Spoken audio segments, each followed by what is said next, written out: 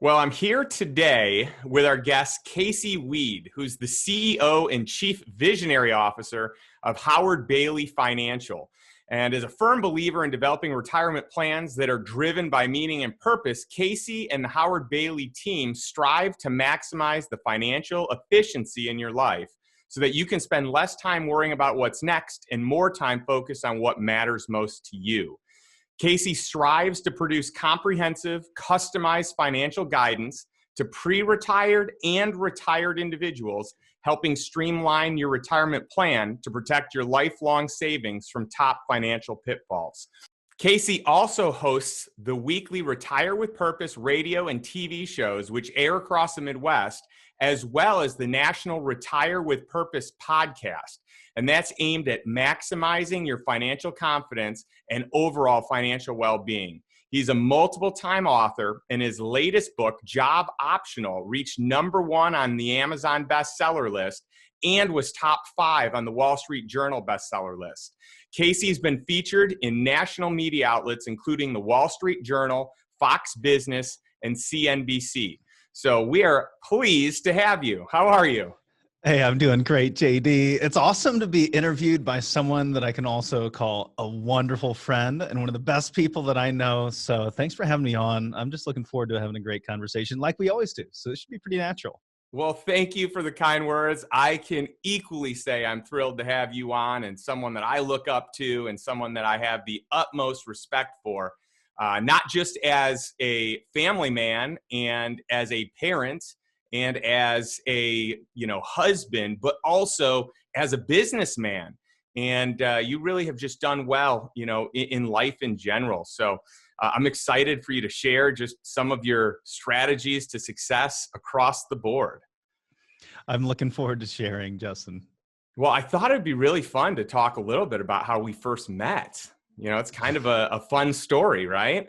Yeah. It's nice that we had the opportunity to get to know one another. And I have several relationships that have, developed in this way. When you get to be really good friends and then you say, oh, well, we could be doing collaborations together. We could have a business relationship at the same time. And so it's awesome that we had the opportunity to meet and develop a personal friendship before we got to this point. In fact, we just took an epic trip to Blackberry Farm, which is in the Smoky Mountains. We brought our wives, attended with some other good friends, and what a wonderful trip that was. We just had a blast talking, eating great food, doing some cool experiences. I mean, it was wonderful. Yeah, so, some of our favorite things would be food and wine. So we sit pretty well together. We do. And we got into some really good wine. That we did. Thanks to you guys. I would say I'm more of a novice. You guys are very, very well experienced in the wine world. So you opened my eyes up to some new things. I love it. Well, it happens to be a passion. So that's cool. Well, I'm excited to dig in more because, you have experienced a high level of success, with a firm that, specializes here in the financial services. And I for one can tell you that and tell everyone that, not all financial firms are created equal, and not all, financial experts are created equal. And so, one of the cool things about you and your team is you do things different. And there's a lot that is different, in my opinion. But I'd love to hear from your lens how you specialize and differentiate from other groups that are out there. Well, we believe in planning with purpose, and I know that can sound a little cliche, but if you look back at the history of this particular profession, there wasn't a whole lot of intention or purpose when it was being conducted. If we go back to the 80s, I mean, we remember the old days when, people are on the phone selling stocks, right? And then it kind of evolved into brokers. You'd meet with a broker, they'd sell you a mutual fund, sell you a bond or a stock portfolio. And then we fast forward to today, where a lot of those things have become commodities. And if you want to go build a bond portfolio or a stock portfolio or buy many different insurance products at the same time, you can go out and do those things on your own. And being that this industry has become so commoditized, I think it's setting in firms like ours really drastically apart from the others. And that is because we're starting with the purpose in mind. Most of the time you meet with a financial planner, they're not asking you, hey, what's your purpose? What are your values? What's your vision for the future? What means the most to you in life? What was money like when you were a kid? You know, most of the time they just want to get to the dollars and cents. And we have been criticized in the media for the amount of time that we spend with the families that we work with before they even start to work with us. You know, I have one couple that I actually just talked to this past week that said, hey, I want to introduce you to my friend. And they said, the reason we want to introduce you is because you were willing to spend so much time with us. And we had 6 meetings, at least 2 hours at a time, 12 hours of just face-to-face time, in addition to a good 20 hours of planning time, and then continuing that conversation a day. And we've been criticized for that time because advisors say, hey, I'll just send you out this fact finder, fill it out, send it back. I'll know your income. I've got your tax return. If you're lucky, they're looking at your taxes. Yeah, they're looking at putting all these things into some financial planning program and saying, hey, here's some adjustments you need to make. I'm going to sell you this investment product, that insurance product, and you're on your way. And that can really be damaging for the individual that's sitting across the table. You can do someone a disservice by putting them into retirement. Not everybody should retire. We should be starting with purpose and designing the whole financial plan around that individual's purpose in life. It's not just about getting the biggest return. Everybody is so unique that everyone we work with has a totally unique plan, and that's because we led with purpose before we even got to the dollars and cents.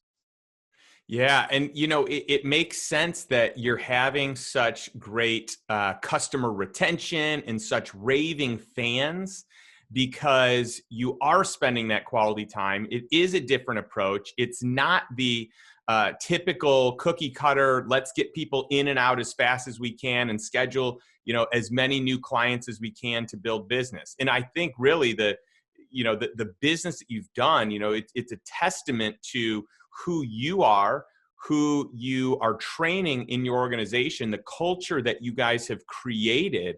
It's just awesome. I mean, we were talking even before this podcast and the last, several times we've gotten together about the tremendous growth that your company's had and just such, a huge number, a huge, I guess, high level amount of assets under management. Mm-hmm. And I'd love for you to share with the listeners just some of those successes that we could celebrate with you. Well, we've come a long ways, and it's strange looking back from where we were just a few short years ago to where we find ourselves today. I started in this business because my dad was in the finance business. He was a financial advisor, and in that industry for about 40 years, he'd pick me up in middle school and take me on appointments with him. And I got to meet the people that he was working with and see the impact that he was making in their lives. When I got out of college, I didn't want to work with dad. Right. I wanted to go to Wall Street. I wanted to do the whole Wall Street thing. And he said, why don't you come join me? I'm ready to retire. And so I did. And, at first it was just my dad and I ended up buying him out after a couple of years, and I bought him out in 2011. And when I went through the buyout, we had one employee at that time. We were doing, probably the neighborhood of somewhere between 10 and 20 million in new assets every year. And since then, we've grown to over $120 million in new assets coming in on an annual basis. And we've got a growth rate that's maybe in that 35% range, roughly. And yeah, that's always been a number that's been important for me, is to see 25% a year. If you grow at 25% a year, then you're going to double every 3 years in that annual production, those new assets that are coming in the door. And now we have 30 team members, and we're probably going to find ourselves in the 50 range sometime in the next 3 or 4 years. So we continue to grow. We continue to be able to give back. We have many milestones that we could go on and on about, but for me, it's just so amazing coming into the office and seeing so many faces that are so grateful to be here and to have us on their side at the same time. It's pretty rewarding on a daily basis. Well, that's exceptional. And, it begs the question of, where did you get the drive and desire initially to do it? I mean, you talked a little bit about your dad and partnering up with him, but at first not wanting to do it. And then, kind of wanting to pave your own path. But I'm actually curious, what was it or when was it that you got interested in financial services? Yeah. Well, I'm not going to give you the cliche sob story, and I've heard it too many times, and I think it's just a load of bull. Quite frankly, oh well, when I was a kid, I saw this, and it's, the reality is we start working because we need money, right? I got in this business because I needed to make a living, and I saw Dad had done quite well over time, and I had always been really good at setting goals and accomplishing those things, and I was really good at planning, making money, and accomplishing goals. And I think, for me, that the drive in large part on getting that money, getting started, having that business that would be give me total independence, having the ability to spend more time with my family was at the core of that. When I was a kid, Dad did retire in his mid-50s temporarily after running a large insurance agency with, I don't know, a couple thousand agents, across the country. And at that time, before he had actually retired, he wasn't there a whole lot, quite frankly, and he knows that he regrets those things. He shared with me the regret that he had when he was a kid, or when I was a kid, and not being able to be there for a lot of the things that he would have liked to have been there for. I remember my dad was getting his securities license, and I walked into the room and interrupted him in the middle, and he got mad at me. Yeah, really, I'll never forget just the look in his eye and how I had to leave the room. And I never wanted my kids to feel that. And when I set out on this journey, I said, when we have kids, I'm going to have the freedom to be there for them every second. I'm never going to miss a game. I'm going to be the one to take them to school and be the one to pick them up. I'm going to be there for my wife. I'm going to be there for my family, in a way that my dad wished he would have been. And I don't downplay what he did either. He worked really hard in order to give us everything that we had. And I'm grateful for the hard work and everything that he did. However, he should have done it earlier. Right? He should have put that blood, sweat, and tears in when he was in his 20s, when he was in his teen years, rather than say going to the military and not choosing the options that could set him up for that independence, so he could spend that quality time with his family, so he wouldn't have those regrets. And so that was my major driver when I was in my early 20s was, hey, I need to be a millionaire by the time I'm 30 so that I can do whatever I want. And maybe that means continuing to work. Maybe more than anything else, that means that I can spend more time with my family. So for me, that was at the core of drive year after year was, okay, I need to get to a point where I don't have to do this anymore because I'm going to have kids soon. And I don't want them walking in on me when I'm working and having one of the most vivid memories of their childhood be me sending them out of the room. Yeah, that it's neat to hear that story and kind of what forms and molds us when we're young. And I've got a very similar story. And my dad worked a lot of hours and he wasn't around a lot. And because of that, and I love him, I've got a great relationship with my dad. And I know, by the way, you have a great relationship with your dad too. You guys better than ever. When we Yeah. started working together, it ballooned. I truly understood him. He truly understood me, and what made us tick because we spent that time working together for a couple of years. So that was really valuable. And really, you and I wouldn't be here if we didn't see our dads working that hard. And that's one of the things that I struggle with too. I worked really hard so I wouldn't have to work hard so I could be there for the kids. How do I instill that work ethic in them? Right. So double-edged sword, potentially. We have to be very intentional. Right. And so, one of the great things I learned from my dad that you learned from your dad is that work ethic. And by the way, if you do it right and if you put boundaries in place, that work ethic is amazing.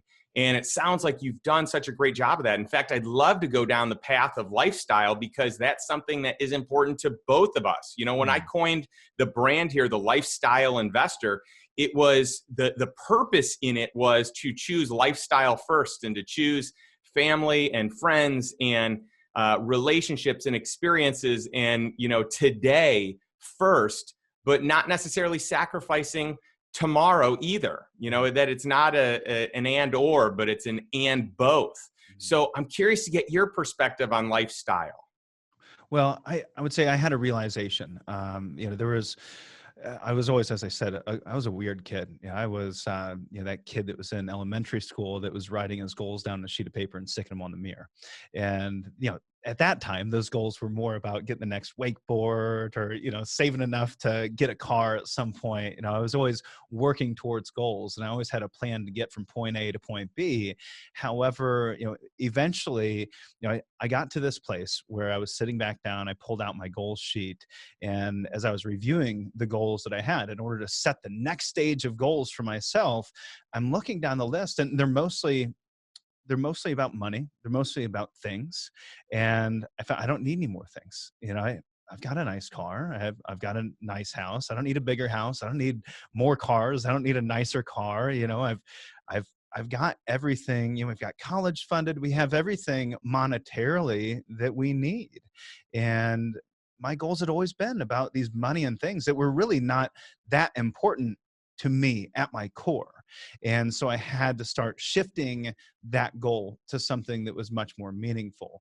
And, for me, that was just helping people. I went through a time of struggle where I just felt a little disillusioned, and I said, well, now what do I do now? Do I just quit? Do I just quit and drop everything? I'll retire and, I'll go spend time with my family. And I had an opportunity to do that when our second son was born. We had 6 months that we lived in Cincinnati while he was very sick. And so I didn't work basically for 6 months, and I about lost my mind. It wasn't healthy. Yeah, this guy needs something to work towards every single day, every single year. But I needed a different balance in my life too. I know that I need to continue that part of me that's always goal setting.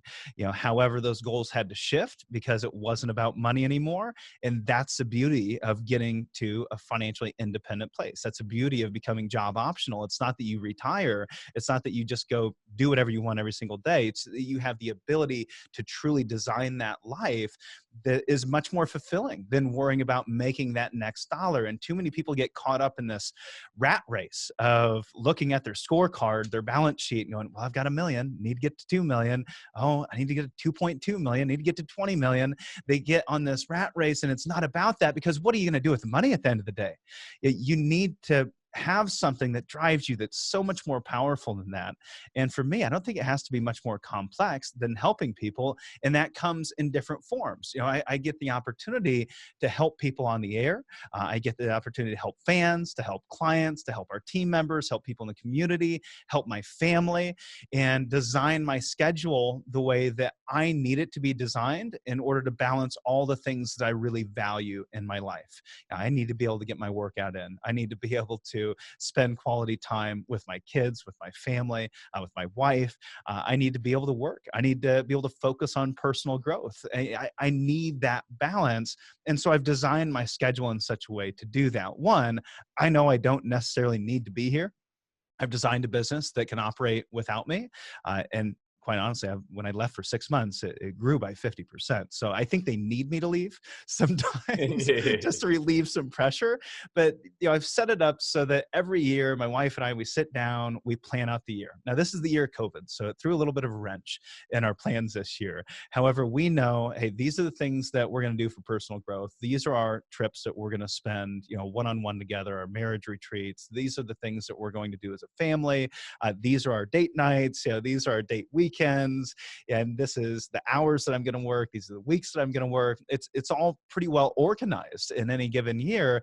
And that gives me the balance that helps me get to where I want to go. So if we're talking about, I don't know if you want to go down the road of schedule or where you want to go with that. But to me, that's kind of balance, right?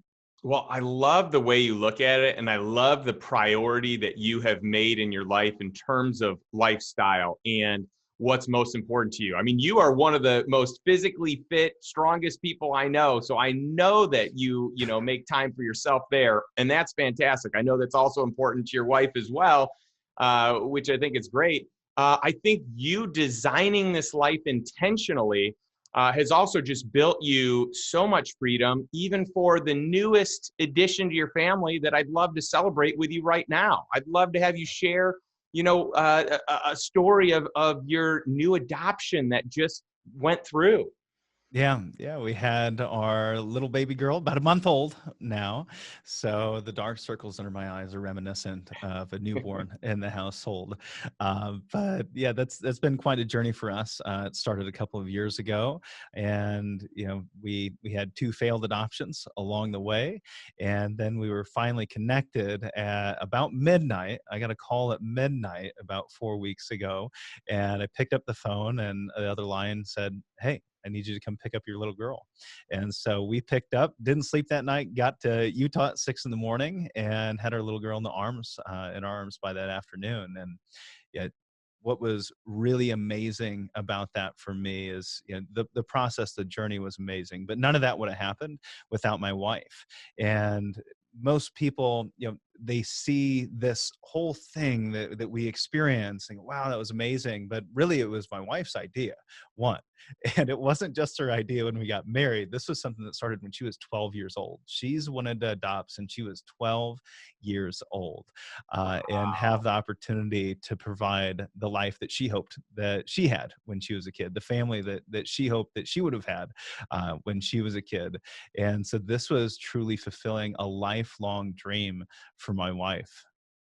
That is so cool. And obviously, knowing your wife, I know that passion that she has. And we just had so much fun. My wife adores your wife. And you know what? The two of us are blessed because we have traded up in the game of wives. We both have great women that just care for us and love us well and love our kids well. And, they are just great support systems for us. And so, man, I just feel a blessing every time I get a chance to hang out with other couples that, that really do relationships well and treat each other right and really value their spouse. I just think that's so great. And, had you not taken the time to set up your life to have the opportunity or possibility of just taking off whenever you need to, or, supporting your wife in the way that you do, where she doesn't have to work, but she can work and she can be, focused on more missional work or homeschooling or whatever it is that she's Mhm. passionate about.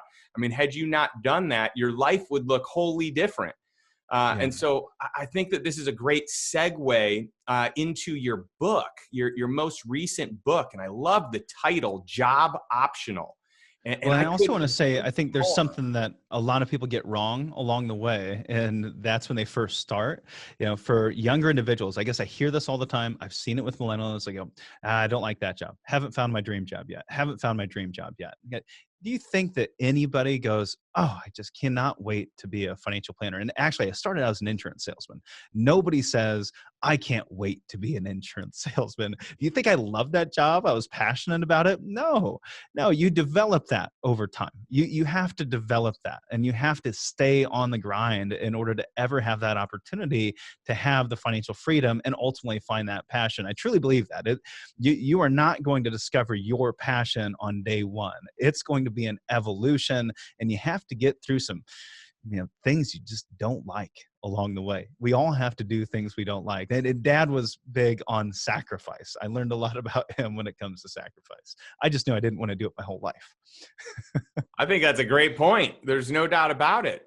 Sometimes what it is, it's not about the activity that we're doing. It's the bigger picture of what that activity is creating in our life. And so I'm glad that you mentioned that. I'm curious because you and I speak a very similar language. I mean, we could talk finances all day long. I mean, we could talk about investment opportunities, and we We do. have. And last time we were in the car, we talked about insurance for a good hour, I believe. That's right. I mean, and it's fun, which is great. And we share this joy, number one, of not having to work, but getting to work. And then we also share this joy of educating people to be able to do the same thing. And so I'd love to know some of the key takeaways that you'd love to share with our audience here on Job Optional. To me, I just see far too many individuals that are doing kind of what I used to do, right? Where I'm setting goals and always looking into the future. And I spent a lot of time not being, even with my wife, not being intentional with her early on in our marriage, not being intentional, and that could have created something that bled into my kids if I wasn't careful.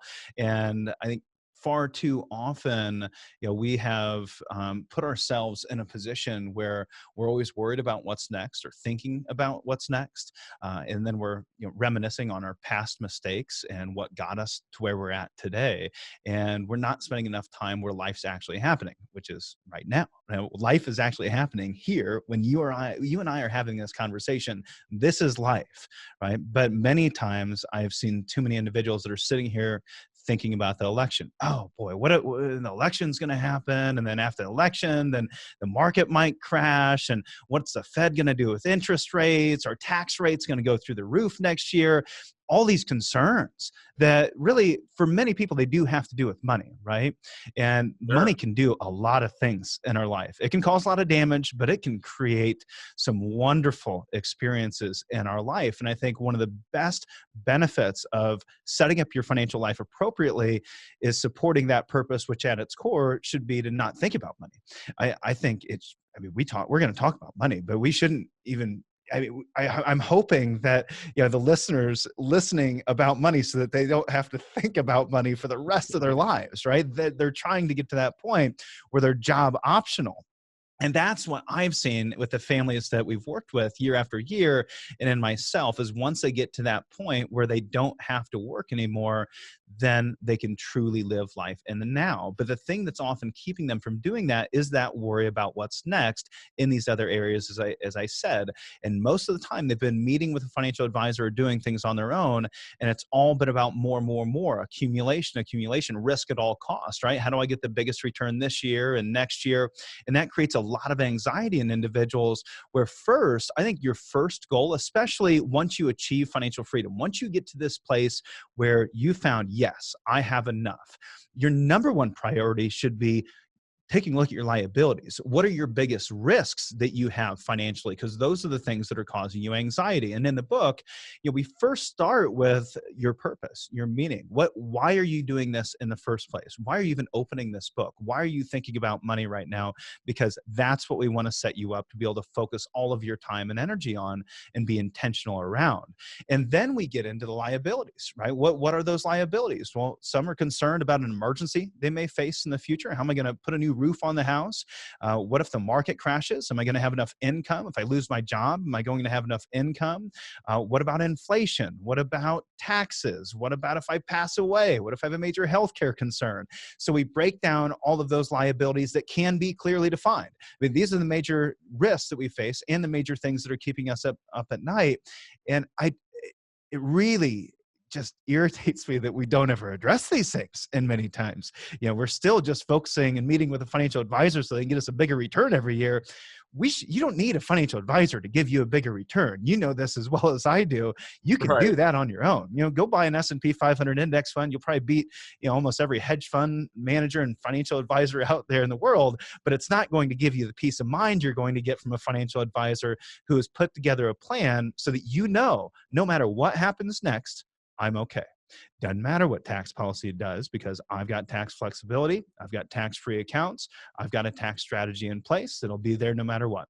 I've got guaranteed income the rest of my life. I can always fall back on that. I've got an emergency fund. I've got healthcare taken care of. If you can clear all of that stuff out of your head, then you can start living life in the now. And that's what I've seen with the clients that we work with is, they do some really cool stuff. Many times they keep working. Especially business owners, they go, oh, I don't have to do this anymore. Well, this is fun now. I think I'm going to keep working now that I don't need the money and have to worry about things year over year. I can really enjoy this business. I've seen individuals write books, start new businesses, rekindle a relationship with a spouse that might be falling apart, go back and start spending quality time with their kids and grandkids they didn't get while they were working. So much can happen once we start living today. Oh, I love it. I love so many of those concepts. In fact, my book is about to drop, The Lifestyle Investor, on December 8th. And I discuss a lot of these things. And so I love that there is information out there to help people on this journey of being able to move past needing a job, but rather having the opportunity to spend their life intentionally working and doing something that they love and impacting, people in their circle of influence in a way that offers significance to them. I think that's so There's a great. huge impact that can make in the world. I mean, that is not something you're doing for someone else. You're doing that for many someone else's, right? That one person that you helped create that lifestyle, that one person that we helped get job optional. If you think about what really fuels people, what really makes them, sleep well at night and wake up excited in the morning, it's, I don't think there's an instance where it's not about helping someone else. It's always about helping someone else, and you allow them to focus more time in that area of their life, then you're multiplying that impact in the world. And I think in the world of retirees, the individuals that we work with that are in the 50s to 60s, which is the majority of individuals we work with, they're in their 50s, in their 60s, they have so much to give back, such beautiful life experiences, so much to share with the world, so many areas that they can give back and help. And it's such a large generation that it could make a monumental impact generation after generation. There's no doubt. I'm so curious to talk about this next topic because you and I have discussed, passive investments and what I coin lifestyle investing. And I know that over time, your strategy has changed. In fact, you and I have worked on a handful of deals together. We're in a bunch of deals, together. And that's so fun. I want to know how your view of investing has I guess, changed, morphed, gotten a little more solidified as the years have gone on from when you were brand new in the business and in the industry to where you are Mhm. today? Yeah. Well, I think when I first, exited college with a finance degree, spent time, in investment programs and investment competitions, I really thought I had it figured out. I thought, oh man, I can trade this market all day, right? I'm going to make all kinds of money. And yeah, this is what people need to be doing. And I had a real high risk tolerance.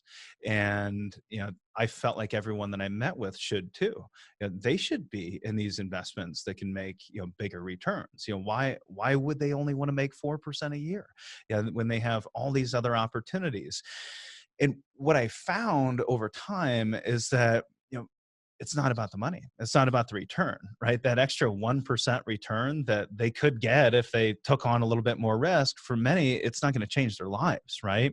If someone has $1 million and they turn that million into, 2 million from age 60 to 70, it's not going to change your life. Now, if that million goes from a million to 500,000 from 60 to 70, it changes their life, right? And they're not so concerned with growing the asset anymore. They have enough. They just want to know that they can do the things that they love and spend time doing the things that they truly enjoy. And that rubbed off on me over time. And I think Dad continually hammered that into my head as well. Where I remember I had, during the financial crisis, I had done really well in some Bank of America stock. And I just couldn't wait to tell Dad, look at how much money I made. It's like, hey, I just got a 30% return on this, position. And he's going, okay, well, how much did you make? It's like, wow, $1,000 turned into 1,300. You know, and he goes, yeah, is that going to change your life? No, that's not going to change your life. And we just focus so much on getting these big returns and kind of lose track of what's really important. And I found over time, many of the families that we're working with, they say, hey, just make me 4 to 6%, don't lose. Yeah, I'm cool with that. And Dad's that way now. I've presented him some of the deals you and I have worked on together, and yeah, I think they're great deals, or I wouldn't have done them myself. I think they're relatively conservative at the same time, but there's risk involved. And Dad goes, I'm cool with 4%. I mean, yeah, we could probably get more, if we go down this route, but I don't really need to at this point in life. I don't need more things to track. I don't need to, have to worry about what these investments are doing. I just want to get a decent return year over year. And so that's really become at the core of, the things that, have become a big part of my philosophy is, hey, just give me 4 to 6% and I'll be okay. I know that, if I just continue to save, I'm pretty frugal as it is. I continue to save, and which I have done. I get to this point where, hey, I make 4 to 6%. I'm never gonna run out of money. I'm fine. I don't need more money. So why would I reach for 10 to 15%? And that has evolved a little bit, since working with you. So I've went from this point where I was very aggressive, as a kid, realized that that's not for everyone. And the vast majority of people, it's just not for. And I really focused my own financial life on building this foundation of knowing, hey, I'm okay. And now I've gotten to that point where we have everything that we need, and it's kind of fun to do some things that are a little higher risk. Some of the investments that you've introduced me to, it's fun, and I think that's what it has to be. I think you first need to start building this base, this foundation, so that you don't have to work anymore, no matter what happens in the stock market, no matter what happens in DC or abroad. And then you can start exploring. Then you can start exploring into some of these other areas where you can have interest and really have fun doing it. Yeah, and I hate to use the word gambling, but there's an element of gamble in there, right? There's an element of gamble whenever you're taking on some risk. And if you're comfortable and you enjoy a little bit of gambling, then yeah, you should do it with a small portion of your portfolio that you can afford that risk with and still sleep well at night. But that isn't for everyone either. So I just think my philosophy has just become much more individualized over time. Everyone's so unique. It needs to be so unique to their own personal situation. When we're in college and when we're getting our certified financial planner designations and we're getting our CHFCs, we're going through all this formal education. We start thinking everybody should take an academic approach where there's this, hey, you plug in the numbers, we know everything. This is the perfect, strategy for you. But it's not, that there is not one perfect strategy for anyone. And I guess that's one of the things that also really irritates me about the financial industry is there's a lot of individuals out there, talking heads, financial advisors that want to beat their chests and say, I have the perfect investment. I have the perfect solution. This is the perfect financial plan. All those products are bad. We need to use all these products. And that's just not the case. It's completely false. It's completely arrogant and ignorant to think that you have all of the answers that apply to everyone. Everyone needs to build it to their own unique situation, and that's, I guess, been a bit of an evolution in my way of thinking.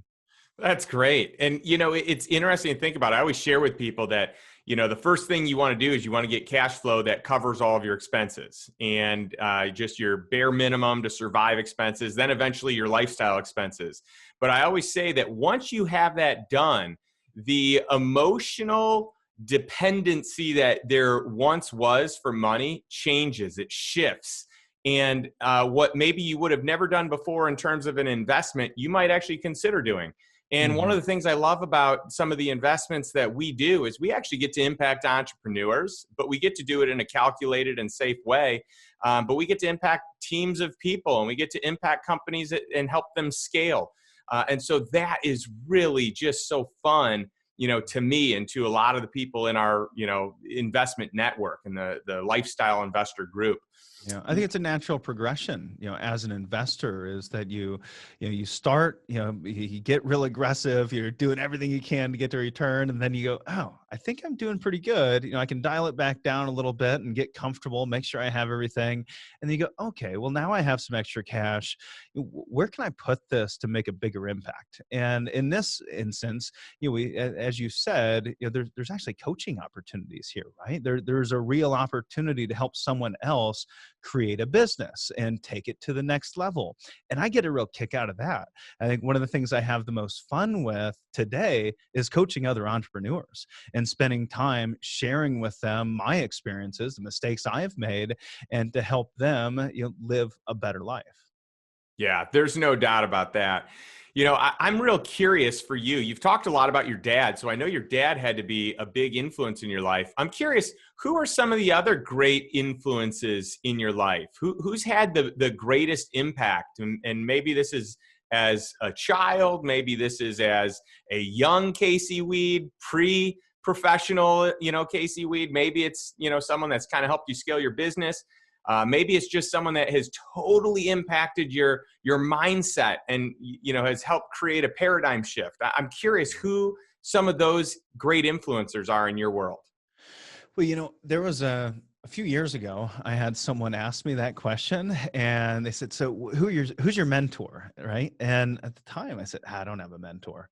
And as I've continued to, dwell on that question ever since, because really, I don't have a mentor. I didn't have anyone that, I really looked up to, that got me to this point. And through a lot of reflection, I discovered I've had a lot of mentors. I've had a lot of individuals that have made a huge impact in my life, and helped me achieve what I have in many different areas of my life. I could throw out our mutual friend John Vroman, Dan Sullivan of Strategic Coach. I could go back to my parents. I could go all the way back to my grandparents as well. And I feel like I need to probably bring up my grandparents more than anything else, because the name that you see on the wall behind me, those are my grandparents' names. Howard Weade is my grandfather on my dad's side. Ralph Bailey was on the other side, my mom's dad. And so we decided to put those two names together to form the company Howard Bailey, because of the lessons that they taught me as a child that I wanted to make sure were incorporated into the values that we have as a firm. I spent a lot of time with my grandparents as a kid. Howard and Ralph were a big part of my life because my parents did work really hard when I was a kid. They traveled a lot. They enjoyed traveling the world. And I got dropped off on, my grandparents' doorstep a lot and spent a lot of time with them. And Howard was, one of those just, traditional blue collar country, he's working on the farm. He's working in the factories. He's laying carpet for a living, worked his tail off, always had multiple jobs. And he's also one of the Great Depression generation era individuals that had a good portion of their life savings tied away in the house, in the walls, under the carpet, and also in Maxwell coffee house cans, down in the cellar.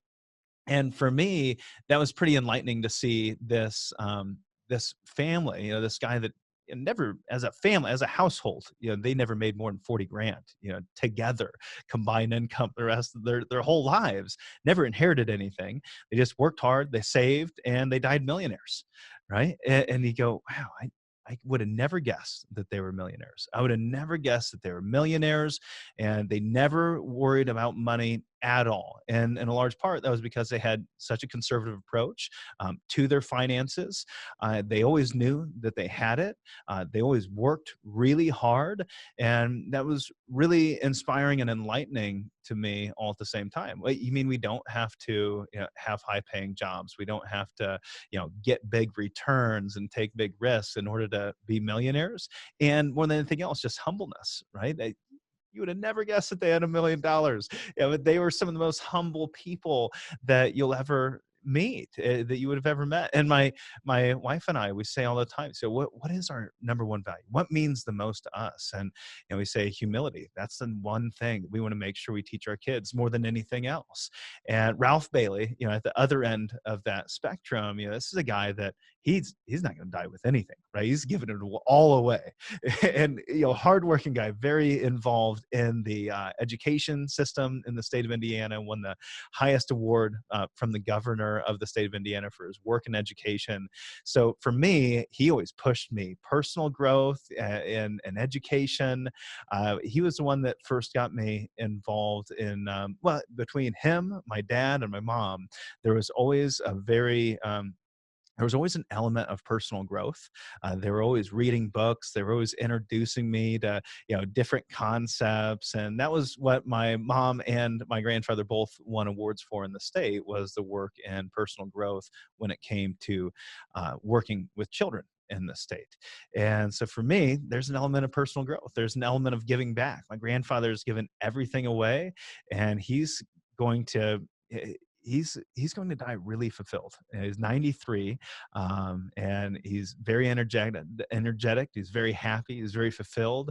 And it wasn't about the money to him. It was about impacting others' lives. And so for me, that's where it's really about helping people. How do I help people? Now, I think I can help even more people if I have a financial foundation that I know I'm always going to be okay, whatever happens. And then when I pass away, I can leave the bulk of that charity. But today, I know I can have a bigger impact if I don't have to worry about money. And so for me, my grandparents are probably the biggest influence in my life, outside of my parents.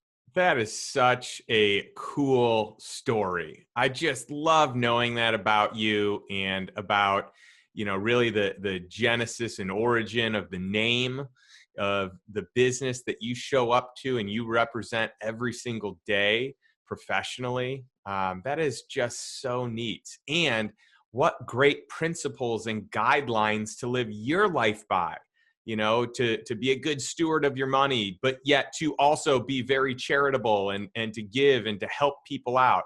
I just think that is so powerful. That is Yeah, I really think neat. combining those two philosophies has been really helpful. I don't know that one would be good just to simply follow that one, but together, yeah, along with some of the things my parents instilled in me, it was a pretty good recipe for success. No kidding. Well, I have just enjoyed our time so much. I can't believe it's already flown by this quickly. I'm actually curious if you have any last thoughts or comments or things that you'd like to discuss before we wrap up. Well, Justin, I don't have, I don't know that I have anything else, that's really on my mind right now. I hope, and I think what's really important about what we've done here as a business is something that I hope that other individuals do. And, we live by something we call our brand DNA. And that is, we know we can't work with everyone, but we can't help everyone. There's just not enough time in the day that we can work with every single person that comes into our office, but we give every single person time. It doesn't matter if you've got $10 million or you're $10 million in the hole. We're going to spend time making a positive impact in your life and getting you on the right track. And that is the goal in every avenue of our business and the things that we put out there, from books to TV shows to radio shows to podcasts. I think there's a lack of success for many individuals because they don't have that. They want to hold something back. They want, how many New York Times best-selling books have you read that were just glorified, business cards? I just read that whole book. I wasted 8 hours of my life and I didn't learn a single thing. Now I have to call them to find anything out and actually benefit from this.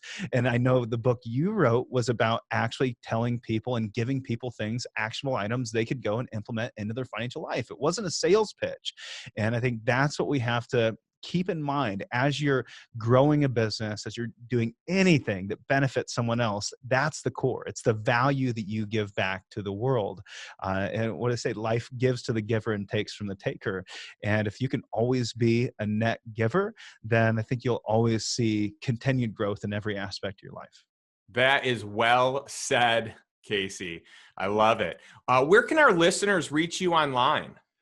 Well, retirewithpurpose.com is where you're going to find all of the different things that we have out there, all the resources that we have that'll also lead you back to our company, howardbailey.com. But Retire with Purpose is a cool place to go and find a free chapter of my book there. You have downloads of the Retire with Purpose podcast, past TV shows, radio shows, connects you to our YouTube channel, our Facebook channel.